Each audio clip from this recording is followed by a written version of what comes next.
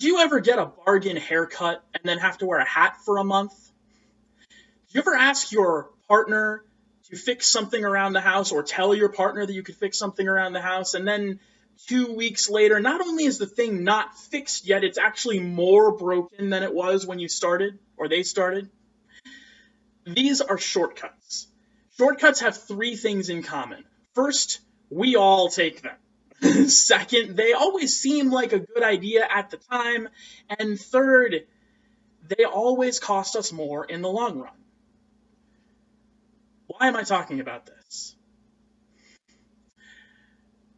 This is the premise and the topic of the book that I'm going to be writing during this 90-day case study. The working title of the book right now is Buy Once, Cry Once: How Shortcuts Are Costing You in the Long Run. And I can hear some of you going, wait a minute, James, you're an editor, you're a ghostwriter, you're a book consultant. Why are you going to write about something that isn't those things? It is those things, guys. When I sat down to think about all of the things that drive me up a wall about the book creation and self-publishing industries, one of the biggest common factors that I found was that people are taking shortcuts.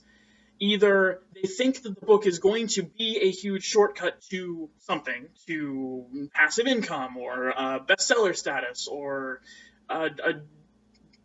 lots and lots of business growth, things like that, or they think that the way to get a book out into the world is to take a whole bunch of shortcuts, like to sign up and put themselves through a very one-size-fits-all cookie-cutter program, or to give an editor about 2 weeks and about $100 to edit your book, or to go and find a cover design on Fiverr.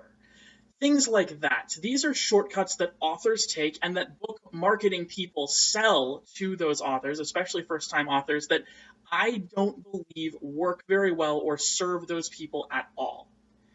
So, yes, this book is not directly about book creation because shortcuts apply across the board. They can apply to jobs, entrepreneurship, relationships, health, family, parenting. You can really apply it very, very broadly.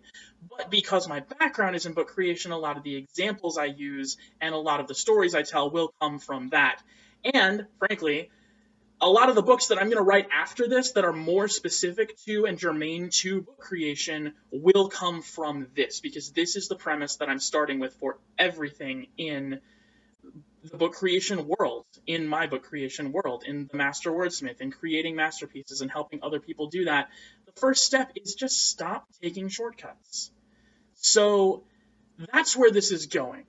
That's the topic I'm going to write about, and that's what I'm going to tell you guys more about as I go.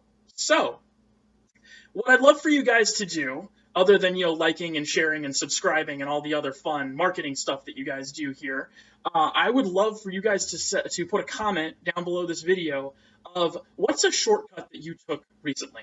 What's a shortcut that you took, and why did it seem like a good idea? And did it work? Did it come back and bite you? Was there a fallout that you had to deal with from taking it? Just tell me a little bit about it. I'd love to hear those little stories from you, because you never know. One of them might end up in a book, like this book.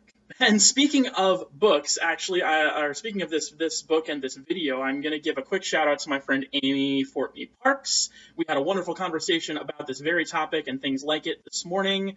She's a colleague in one of the programs I'm in, and she's really excited about being part of this project with me. And I hope many others of you are as well. So thanks, Amy. Thanks, all you guys.